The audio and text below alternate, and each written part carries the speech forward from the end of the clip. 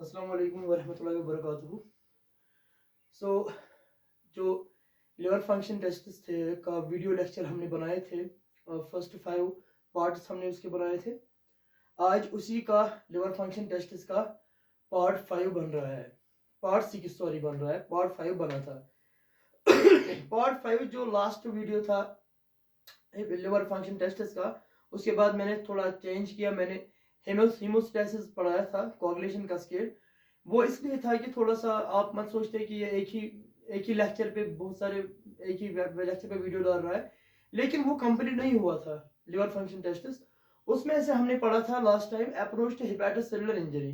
ठीक है, आज पढ़ना है अप्रोच टू बिलियरी इंजरी और कोलेस्टैटिक इंजरी। अप्रोच टू बिलियरी और कोलेस्टैटिक इंजरी। सॉरी, डोर पे बंद करता हूँ। तो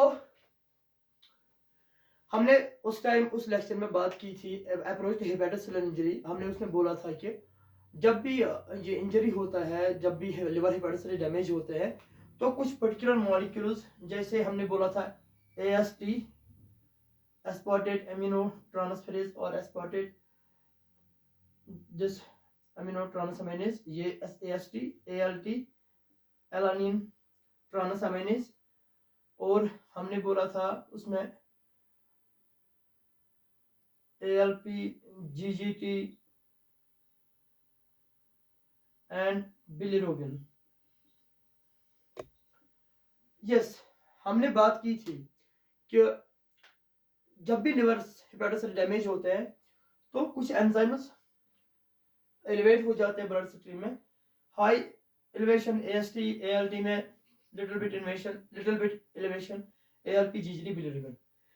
हाँ, ये मैंने बात की थी, लेकिन आप भी ये अब समझो कि मतलब ये जो एलिवेट हुए हैं, ऐसे ही हम आज पढ़ रहे हैं अप्रोच टू बिलियरी और कोलेस्टेटिक इंजरी। इसमें भी कुछ particular substance liver enzyme raise हो जाएंगे। ठीक है, उनमें से ये भी है एएलपी जीजीटी बिलिरुबिन ज्यादा जो एलिवेट हो रहे हैं, और एएसटी एएलटी के कंपैरिजन में ये एएलपी जीजीटी ज्यादा हो रहे हैं। ठीक है, अब जो ये हमने बोला था हेपेटोसेलुलर इंजरी में, हमने बोला था एएलटी उसमें ज्यादा था, एएसटी ज्यादा marked elevation, there was more marked elevation of AST ALT than ALP and GGT, alkaline phosphatase and GGT। तो अब हम इसको कैसे देखेंगे, आज हम ये जानेंगे कि हम कैसे पता करेंगे कि ये जो है, ये इंजरी जो है, ये हिपैटोसेलुलर है या बिलियरी कोलेस्टैटिक इंजरी है। बाइल डक्ट में प्रॉब्लम है, बाइल डक्ट के सेल्स को इंजरी है, बाइल डक्टल प्रॉब्लम है। बिलियरी पार्ट जो है, गॉल ब्लैडर, बाइल डक्ट, इसमें प्रॉब्लम है या लिवर में प्रॉब्लम है, ये हम कैसे जाने। ठीक है, ये आज हम यहाँ पे जानेंगे इंशाल्लाह। एक इंडिविजुअल था, देयर वाज एन इंडिविजुअल, उसने एक इक्वेशन दी है, उसने एक इक्वेशन फ्रेम की है, उसने एक फार्मूला दी है, उसका नाम है R value. R value, R value दिया है उसने। ठीक है, एक इंडिविजुअल था, उसने आर वैल्यू, ये फार्मूला दी है। इस बेसिस पे हम आर का वैल्यू निकाल के हम पता कर सकते हैं क्या ये कोलेस्टैटिक है, बिलियरी इंजरी या कोलेस्टैटिक है या हिपैटोसेलुलर है। तो यहाँ पे उसने आर हम इक्वल टू रखेंगे एएलटी, क्योंकि यहाँ पे हमने एएलटी क्यों लिया है इन कंपैरिजन टू एएसटी। ठीक, जो एलानाइन ट्रांसअमाइनेज है यहाँ पे एएलटी, ये मोर स्पेसिफिक है, क्योंकि ये लिवर इंजरी में मोर स्पेसिफिक है, लिवर एंजाइम्स में मोर स्पेसिफिक जो है एंजाइम टू लिवर इंजरी वो है एएलटी, एलानाइन ट्रांसअमाइनेज, इसलिए हमने यहाँ पे एएलटी लिया। एएलटी इसको करेंगे divide by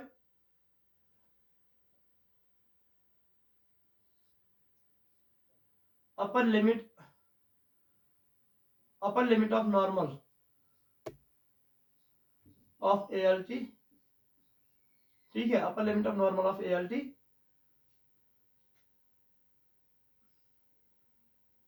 divide by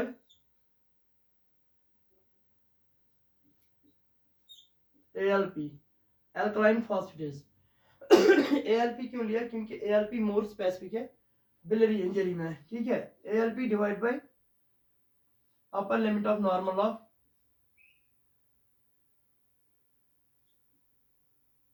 ALP upper limit of normal of ALP, ठीक है। ये है और इक्वेशन जो R वैल्यू है, इसमें हमने बोला ALT, ठीक, divide by upper limit of normal, जो अपर लिमिट है ALT का, और होल डिवाइड इसको करेंगे इस न्यूमरेटर को ALP, फिर उसको डिवाइड करेंगे upper limit of normal of ALP alkaline phosphatase का अपर लिमिट। अगर ये कोई वैल्यू है 2 to 10 mg किसी एंजाइम का, ये वैल्यू है, किसी सब्सटेंस का ये वैल्यू है ब्लड में पर डेसीलीटर, ठीक है, तो ये लोअर लिमिट है, ये अपर लिमिट है, 10 अपर लिमिट है, ठीक है। वही अपर लिमिट यहाँ पे लेना है ALT divide by upper limit क्या है ALT का, उसके बाद होल इसको डिवाइड करना है न्यूमरेटर को डिनोमिनेटर ALP से, divide by upper limit of normal of ALP, ठीक है। तो फिर जब हम करते हैं ये, ठीक है, तो ये जो वैल्यू आता है, याद रखिए कि जो ये ALP है, ये और कंडीशंस में हमने देखा था कि मतलब एलिवेट होता है। एक तो प्रेगनेंसी में जब प्लेसेंटल प्रोसेस होती है, प्लेसेंटल से मतलब कुछ ये जो ALP है वो इंक्रीज होता है प्लेसेंटा की वजह से, और दूसरा रेनल फेलियर होगा, उसमें भी ALP ज्यादा है, या हाई बोन टर्नओवर होगा, जैसे पैजेटिस डिजीज में हमने पढ़ा, उसमें भी एलिवेटेड लेवल होते हैं ALP। लेकिन बट यहाँ पे जो हमने यहाँ पे तब भी हम ये इसको but we still utilize this ALP as a specific marker for this biliary injuries, ठीक है। तो R वैल्यू है। अब जब हम इसको वैल्यू डालेंगे, जब हम कोई पेशेंट आया उसका रिपोर्ट हमने देखा, अब उसके रिपोर्ट के हिसाब से हम ALT का value, upper limit of normal जो अपर लिमिट है ALT का वो देंगे, ALP और upper limit of normal of ALP का। तो रेशियो ये जो R है, अगर R ग्रेटर देन या इक्वल टू 5, अगर R greater than R value जो है, अगर R greater than equal to 5 आया, ठीक है, मीन्स दिस इज हिपैटोसेल्युलर, ये है हिपैटोसेल्युलर इंजरी, हिपैटोसेल्युलर, ठीक है। तो थिंक हिपैटोसेल्युलर, अगर R का वैल्यू, जब हमने R वैल्यू यहाँ पे किया, अगर वो ग्रेटर देन इक्वल टू 5 आया तो ये हिपैटोसेल्युलर है, क्योंकि इसमें जो न्यूमरेटर है, न्यूमरेटर यहाँ पे क्या है ALT divide by upper limit of normal of ALT, ये ज्यादा होगा, ALT ज्यादा होगा। जब ALT मोर मार्कड एलिवेशन होगी ALT की, इसकी लेवल ब्लड में ज्यादा होगी, न्यूमरेटर जब यहाँ पे बड़ा होगा, ये ALP ये थोड़ा लिटिल कम होगा, तभी यहाँ पे जो R का वैल्यू आएगा वो आएगा 5, तो मीनस या 5 से ज्यादा, तो मीनस ये हिपैटोसेल्युलर है। अब अगर R का वैल्यू आया 2 to 5, तो मीनस ये मिक्सड है, मिक्सड मीनस के यहाँ पे R का वैल्यू 2 to 5 आएगा, तो इसका मतलब है कि ALT भी मार्कड एलिवेशन है, ALT वो भी ज्यादा है ब्लड स्ट्रीम में, तो ALP की जो ALP है उसकी कंसंट्रेशन भी थोड़ा ज्यादा है, दोनों एलिवेट है, लगभग बराबर लगभग थोड़ा सा डिफरेंस है, मगर दोनों एलिवेट ही है। तो तब 2 to 5 अगर आए तो मिक्स्ड पिक्चर है, यहाँ पे हिपैटोसेल्युलर कोलोस्टैटिक दोनों इंजरी हो सकती है, ठीक है। हिपैटोसेल्युलर इंजरी भी हो रही है, और जो ये है क्या बोले हम कोलोस्टैटिक इंजरी, वो भी बिलियरी इंजरी वो भी हो रही है। तो अब अगर यहाँ पे R का वैल्यू, अगर यहाँ पे R का वैल्यू आया कितना, यहाँ पे R का वैल्यू आया 2, ठीक है,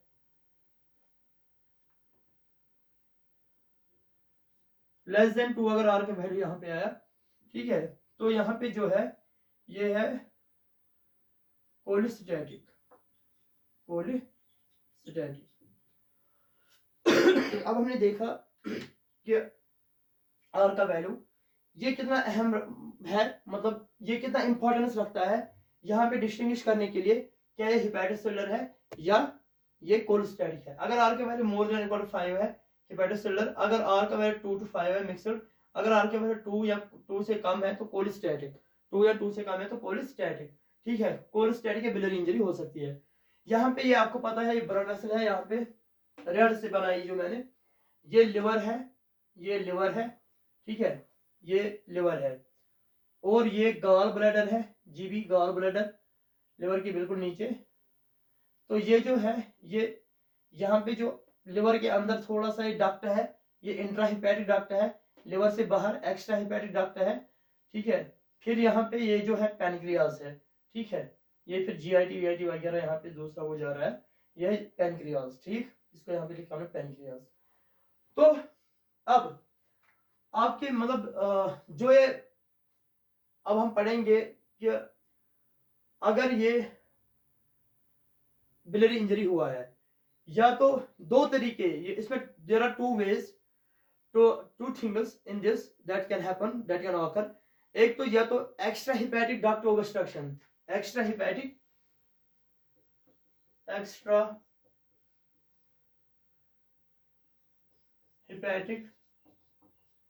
duct obstruction, extra hepatic duct obstruction हो सकता है, या इंट्रा हिपैटिक डक्ट ओबस्ट्रक्शन हो सकता है। Extra hepatic duct obstruction, extra hepatic duct,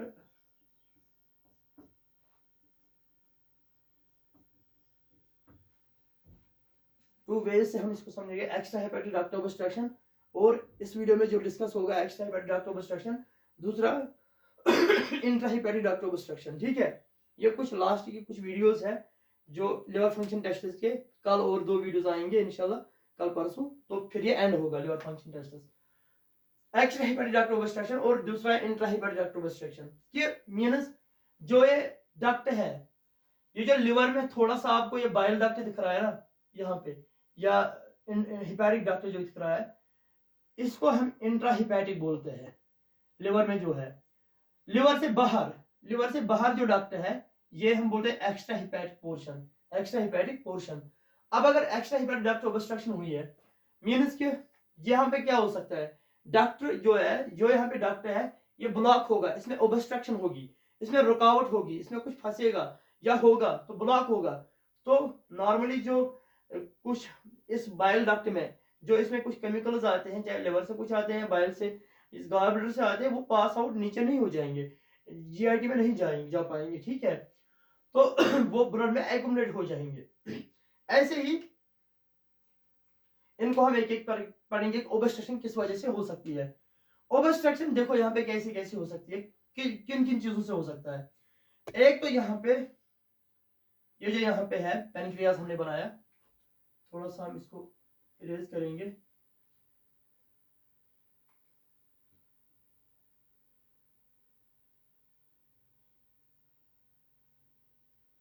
ये पैनक्रियाज।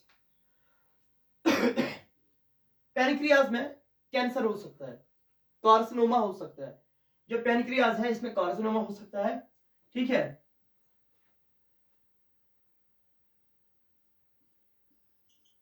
पैनक्रियाटिक कार्सिनोमा, पैनक्रियाटिक, यहां पे हम लिखेंगे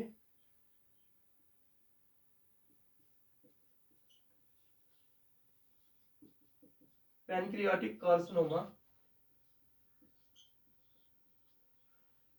पैनक्रियाटिक कार्सिनोमा हो सकता है यहाँ पे जो हेड है ऑफ पैनक्रियाज, जो पैनक्रियाज जिसकी लोकेशन यहाँ पे हो रही है, यहाँ पे ये स्टोमक है, और जो लेफ्ट अपर क्वाड्रेंट और ये है एब्डोमेन, तो यहाँ बिल्कुल यहाँ इस साइड से होता है पैनक्रियाज, बिल्कुल मीडियम मिडल में लगभग यहाँ पे होता है, ठीक है। तो ये जो है pancreatic carcinoma of head of pancreas, जो पैनक्रियाज है इसमें जो है, जो हेड है पैनक्रियाज का, इसमें कैंसर हो सकता है, कार्सिनोमा हो सकता है, ठीक है। ये यहाँ पे कैंसर है हेड ऑफ पैनक्रियाज को, ट्यूमर हो सकता है, यहाँ पे कार्सिनोमा है, कैंसर है यहाँ पे हेड ऑफ पैनक्रियाज को, ठीक है। तो आप ध्यान रखो, ये जो कैंसर है हेड ऑफ पेन का जो बड़ा हुआ है, ये क्या करेगा काम, ये यहाँ पे इस बाइल डक्ट को यहाँ पे कंप्रेस करेगा ना। जब यहाँ पे कैंसर होगा हेड ऑफ पेनक्रियाज को, ये जो बाइल डक्ट यहाँ से नियर बाय आ रहा है, जो इसके नजदीक में था, किसमें, पेनक्रियाज के नजदीक में जो था, ये इसका ल्यूमिन जो है स्पेस जो नैरो हो जाएगी, ये इसको लगभग कंप्रेस करेगा, प्रेशर करेगा, लगभग ब्लॉक ही करेगा। कौन, यही पेनक्रियाटिक कार्सिनोमा जो है यहाँ पे। तो इस वजह से ये एक ओबस्ट्रक्शन हुई, ठीक है। दूसरा यहाँ पे जो हो सकता है वो है यहाँ पे जो डॉक्टर सेल्स है, यहाँ पे डॉक्टर सेल्स में कैंसर हो सकता है। क्या हो सकता है वो हम रेड से बनाएंगे, आई एम सॉरी।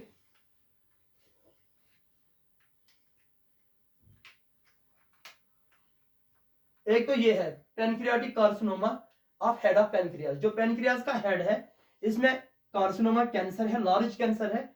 उस वजह से इस कंप्रेसिव फोर्स है, इस कंप्रेसिव फोर्स की वजह से जो है दबाव रहा किस पे, इस बाइल डक्ट पे, डक्ट जो यहाँ पे है इस पे दबाव रहा, इसकी स्पेस कम हो गई।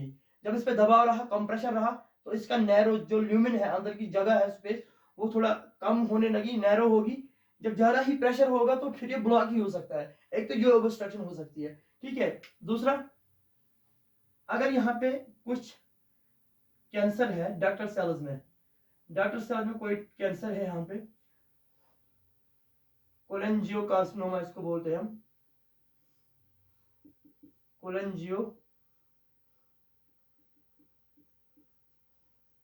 कोलेंजियोकार्सिनोमा, जहाँ पे जो डक्टल सेल्स है बाइल डक्ट में, कैंसर ऑफ डक्टल सेल्स, यहाँ पे कैंसर होगा किन में, डक्टल सेल्स में, कोलेंजियोकार्सिनोमा होगा, ठीक है। तो इसको बोलते हैं कोलेंजियोकार्सिनोमा। डक्टल सेल्स में जब कैंसर होगा वो भी ब्लॉक करेगा इस बाइल डक्ट को, ठीक है। तीसरा जो यहाँ पे है, यहाँ पे इस एरिया में बाइल डक्ट जो है यहाँ पे लार्ज फिब्रस मास डेवलप होगा, लार्ज फिब्रस मास डेवलप होगा, फिब्रस टिश्यू से रिप्लेस हो जाएगा यहाँ पे, a lot of fibrous tissue will be there, ठीक है। इस डक्ट के सारे जो स्ट्रक्चर्स, जिसकी वजह से स्ट्रक्चर होगा कौन, बाइल डक्ट जो है इसकी स्पेस नैरो हो जाएगी, ये लगभग ब्लॉक ही हो जाएगा, ओबस्ट्रक्ट ही हो जाएगा। इसको हम बोलते हैं due to some fibrous tissue जो यहाँ पे डेवलप हो रहा है, इसको बोलते हैं primary sclerosis, primary sclerosis cholangitis, primary sclerosis cholangitis, या हम PSC, प्राइमरी स्क्लेरोसिस कोलेंजाइटिस हो सकता है।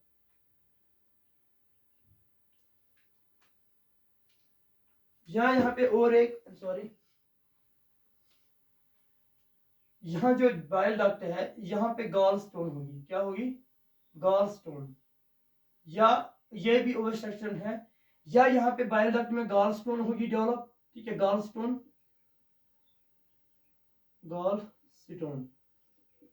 ये जो गॉल स्टोन है ये कॉज करेगी, जो गॉल स्टोन है ये ओबस्ट्रक्ट करेगी किसको, जो बाइल डक्ट है, ये हिपैटिक डक्ट है, इसको ब्लॉक करेगी, इसको ओबस्ट्रक्ट करेगी। और अब याद, आपको पता है जो ये ओबस्ट्रक्शन हो रही है ना, इससे क्या होगा, इसे जो ये है बाइल जो है, मतलब जो ये इसमें कंटेंट्स है ना बाइल डक्ट में, जो भी यहाँ से कंटेंट्स आ रहे हैं नीचे की तरफ, GIT की तरफ, वो बैक फ्लो किसमें हो जाएंगे, ब्लड में, reducer flow, there be reducer flow of bile. तो यहाँ पे गॉल स्टोन इस डक्ट में है, डेवलप है, यहाँ पे गॉल स्टोन बनी है, इसको हम बोलते हैं कोलिडोको। अगर gall stone, presence of stone in the gall, ये this duct in the biliary duct, इसको बोलते हैं कोलिडोको लिथेयस, कोलिडोकोलिथेसिस या लिथेयस, कोलिडोकोलिथेसिस, ये प्रेजेंस ऑफ गॉल स्टोन है, ठीक है। इन एक तो हमने पढ़ा cholangiocarcinoma, carcinoma of ductal cells, sorry एक तो हमने पढ़ा पहले नीचे वाला pancreatic carcinoma, head of pancreas.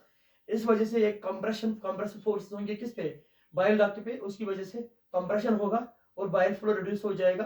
ठीक है, कॉलेंजियोकार्सिनोमा, पैमिलिस cholangitis, choledocholithiasis lithiasis, choledocholithiasis, presence of gallstone. ठीक है, इनकी वजह से जो reduce there be reduced flow of bile, क्योंकि इसमें जो बाइल डक्ट है इसमें कुछ केमिकल्स है। एक तो मैं यहाँ पे लिखूंगा, ठीक है, यहाँ पे एक है, ठीक, जब बाइल डक्ट में कुछ जो केमिकल्स है हम यहाँ पे जानेंगे। पहले ब्लू वन से मैंने दिखाया ALP, ठीक है, ALP। रेड वन से यहाँ पे और एक केमिकल वो एंजाइम है GGT, ठीक है। और ब्लैक से मैंने दिखाया यहाँ पे, ब्लैक से मैं शो कर रहा हूँ यहाँ पे, जो डॉट है ये है मतलब बिलिरुबिन। मगर कौन सा बिलिरुबिन, जो बाइल डक्ट में प्रेजेंट है बिलिरुबिन वो है डी बिली, डी डायरेक्ट बिलिरुबिन और कॉन्जुगेटेड बिलिरुबिन। क्योंकि ये बिलिरुबिन है, इसको लिवर हिपेटोसाइट में जब ये बिलिरुबिन आया अनकॉन्जुगेटेड फॉर्म में, एल्बुमिन ने इसको लाया, तो वहां पे आपको पता है यूजीपी एंजाइम ने इसको ग्लूकुरानेट ऐड किया, अभी बन गया कंजुगेटेड बिलिरुबिन या डायरेक्ट बिलिरुबिन। यहाँ पे डायरेक्ट बिलिरुबिन, एक तो यहाँ पे मॉलिक्यूल पहले हमने क्या बोला, ये ब्लू कलर से, एक तो ये बाइल डक्ट, जो बाइल डक्ट है बिलियरी सिस्टम है, बिलियरी पार्ट है, इसमें ये होता है यहाँ पे कौन, ALP, यहाँ पे जो मैंने बनाया। दूसरा GGT, सॉरी,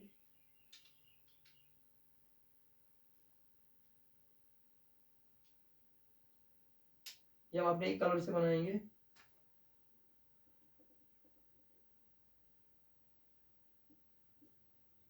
GGT, ठीक है। और एक है यहाँ पे डी बिली शॉर्ट में डायरेक्ट बिलिरुबिन, डायरेक्ट। जब ये बाइल फ्लो रिड्यूस हो जाएगा ड्यू टू दीज ओबस्ट्रक्शंस, इन ओबस्ट्रक्शंस की वजह से जब ये बाइल फ्लो रिड्यूस हो जाएगा, कम हो जाएगा या पूरा रुकेगा, ये वापस बैक फ्लो हो जाएगा, बैकअप हो जाएगा। ये किस में बैकअप हो जाएगा, ये किस में बैकवर्ड हो जाएगा, किस में, ब्लड वेसल में। ठीक है, यहां से इसमें एक तो हमने बोला था ALP है इस बाइल डक्ट में, GGT और डी बिली डायरेक्ट बिलिरुबिन। तो ये किस में जाएंगे, ये वापस किस में जाएंगे, ये जाएंगे यहां से ब्लड वेसल में जमा हो जाएंगे। एक तो यहाँ पे डी बिली, डी डायरेक्ट बिलिरुबिन और कंजुगेटेड बिलिरुबिन, ये एलिवेट होगा, मोर एलिवेटेड, ठीक है, किसमें होगा,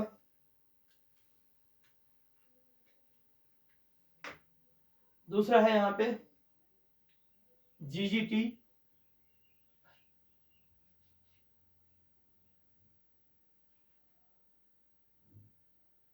GGT भी एलिवेटेड होगा, GGT भी एलिवेटेड होगा। और यहाँ पे कौन है, यहाँ पे हमने बोला था ALP भी हाईली एलिवेटेड होगा, एलिवेटेड लेवल होगी इसकी। ठीक है, यहाँ पे ये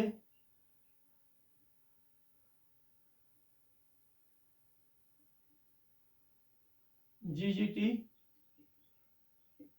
gamma glutamate transferase, alkaline phosphatase और डायरेक्ट बिलिरुबिन और कंजुगेटेड बिलिरुबिन। तो there will be marked elevation, इनकी एलिवेशन ज्यादा होगी किसमें, ब्लड स्ट्रीम में, क्योंकि बाइल डक्ट ओबस्ट्रक्शन है। ठीक, तो ये वापस बैकअप हो जाएंगे ब्लड स्ट्रीम में, ब्लड वेसल में। तो अब हम यहाँ पे अगर ये एक्स्ट्रा हेपेटिक डक्ट ओबस्ट्रक्शन है, हम यहाँ पे क्या करेंगे काम, एक बंदा आया हमारे पास, एक बंदा इसको वोमिटिंग है, इसको नाशिया है, ठीक है, इसको राइट अपर क्वाड्रेंट जो एब्डोमेन है इसको पेन है, एब्डोमिनल पेन है, इसको ये नाशिया है, वोमिटिंग है। और मेन चीज आप याद रखो यहाँ पे डी बिली, डायरेक्ट बिलिरुबिन, शॉर्ट में डी बिली लिखा मैंने यहाँ पे, या कंजुगेटेड बिलिरुबिन, इसकी लेवल क्या है ज्यादा, इस पर्सन को भी इसको जॉन्डिस भी हो सकता है, जॉन्डिस इसको में प्रेजेंट होगा, abdominal pain, nausea, vomiting and jaundice, skin discoloration होगी इसको। हम क्या करेंगे, हम क्या पहले सोचेंगे, हो सकता है ये इसको कोई हिपेटोसेलुलर या कोलेस्टेटिक इंजरी हुई होगी, तो हम इसको इवेलुएट करेंगे अब इस पेशेंट को, ठीक है। हम पहले राइट अपर क्वाड्रेंट इसमें ये हम यहाँ पे लाएंगे, ठीक है। ये जो एक्स्ट्रा हेपेटिक डक्ट ऑब्स्ट्रक्शन ये वाला पोर्शन ये हम यहाँ लाएंगे, कहाँ, यहाँ पे एक्स्ट्रा हिपैटिक। एक्स्ट्रा हिपैटिक मतलब क्या है, एक्स्ट्रा हिपैटिक डक्ट ऑब्स्ट्रक्शन, ये तो पता ही है, जो डक्ट लिवर से बाहर है इसको हम बोलते हैं extra hepatic. Extra hepatic means जो डक्ट लिवर से बाहर है, यहाँ लिवर में जो डक्ट है ना अंदर, ये जो अंदर लिवर में डक्ट है ये इंट्रा हिपैटिक है, ये जो बाहर है ये एक्स्ट्रा हिपैटिक है। एक्स्ट्रा हिपैटिक डक्ट ऑब्स्ट्रक्शन ये हम करेंगे, हमारे पास पेशेंट है, हम करेंगे right upper quadrant ultrasound USG, right upper quadrant USG हम करेंगे, right upper quadrant USG, right upper quadrant ultrasound, ठीक है। तो हम क्या करेंगे, हम देखेंगे जब ये इसमें कोई ऑब्स्ट्रक्शन है, अगर इनमें से कोई ऑब्स्ट्रक्शन होगी, चाहे pancreatic carcinoma head of pancreas, चाहे ये कोलेंजियोकार्सिनोमा होगा, या प्राइमरी सिकुलेशन कोलेंजाइटिस होगा, या कोलिडोकोलिथियासिस, या गॉलस्टोन होगी, तो इस वजह से ऑब्स्ट्रक्ट हुआ रहा ना, ये बाइल डक्ट जो डक्टल सिस्टम है, biliary duct, biliary system obstruct हुआ, ब्लॉक हुआ, तो right upper quadrant ultrasound, right upper quadrant जो यूएचजी करेंगे हम, इसमें अगर देखेंगे डक्टल डायलेशन, डक्टल अगर डक्टल डायलेशन देखा, शो हुआ, क्योंकि अगर इसको डक्टल सिस्टम ब्लॉक है तो ductal dilation will be positive, ductal dilation will be positive. Ductal dilation, ductal dilation मतलब क्या है, जो ये बाइल डक्ट है जब हम देखेंगे ये थोड़ा वाइड हुआ होगा, ये वाइड हुआ होगा, या इसकी विड्थ ज्यादा हुई होगी, वाइड हुआ होगा, इसको बोलते हैं widening of this bile duct is ductal dilation, इसको बोलते हैं डक्टल डायलेशन। तो डक्टल डायलेशन जब हम राइट अपर क्वाड्रेंट यूएचजी करेंगे, राइट अपर क्वाड्रेंट अल्ट्रासाउंड करेंगे, तो डक्टल डायलेशन भी पॉजिटिव, ठीक है।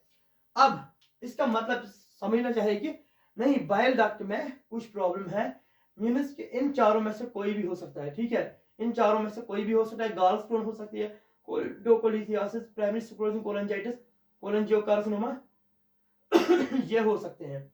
अब हम इसके लिए हमें फर्दर इवैल्यूएशन करने के लिए, हम फर्दर चेक करने के लिए, इवैल्यूएट करने के लिए पेशेंट को हम और टेस्ट कर सकते हैं, इसको बोलते हैं हम ईआरसीपी,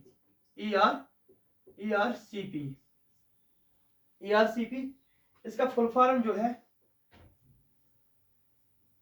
एंडोस्कोपिक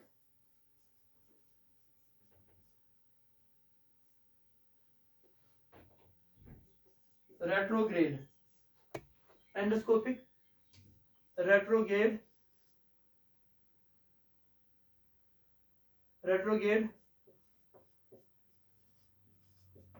कोलेंजियो पैनक्रियाटोग्राफी, ईआरसीपी ये भी एक टेस्ट है, एंडोस्कोपिक रेट्रोग्रेड कोलेंजियो पैनक्रियाटोग्राफी। दूसरा है एमआरसीपी,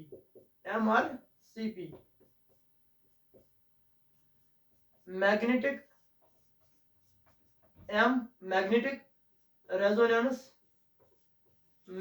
रेजोनेंस कोलेंजियो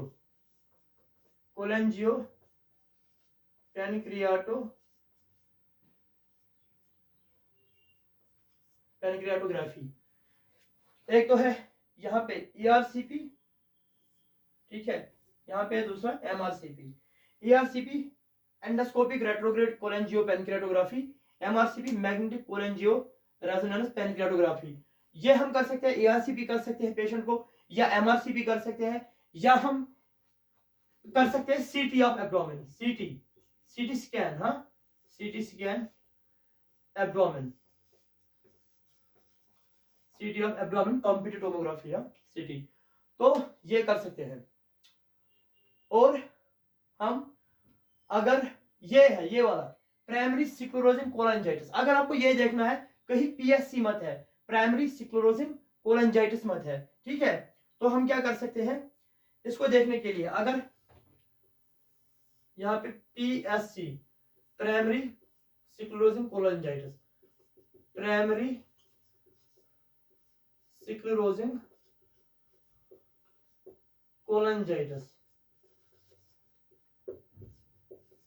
प्राइमरी स्क्लेरोसिस कोलांजाइटिस।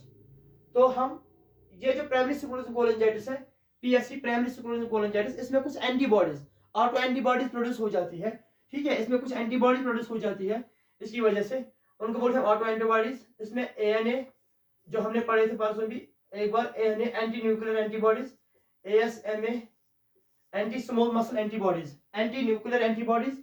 जो ये प्राइमरी स्क्लेरोसिस कोलांजाइटिस है, इसकी वजह से कुछ एंटीबॉडीज हम चेक कर सकते हैं। अगर हमें ये रूल आउट करना है कि कहीं प्राइमरी स्क्लेरोसिस कोलांजाइटिस मत है, तो हम ये एंटीबॉडीज चेक करेंगे, ANA anti nuclear antibodies, ASMA ये पॉजिटिव होंगे, ये पॉजिटिव होंगे। और एक एंटीबॉडी है PN का,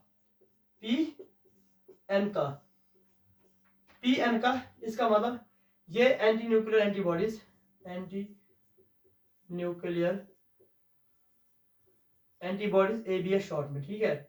ये एंटी स्मूथ मसल एंटीबॉडीज, ये है PN का, जो है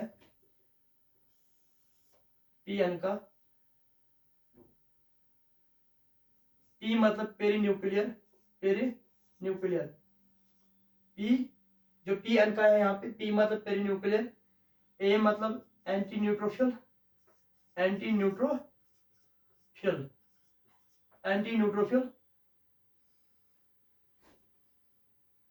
साइटोप्लाज्मिक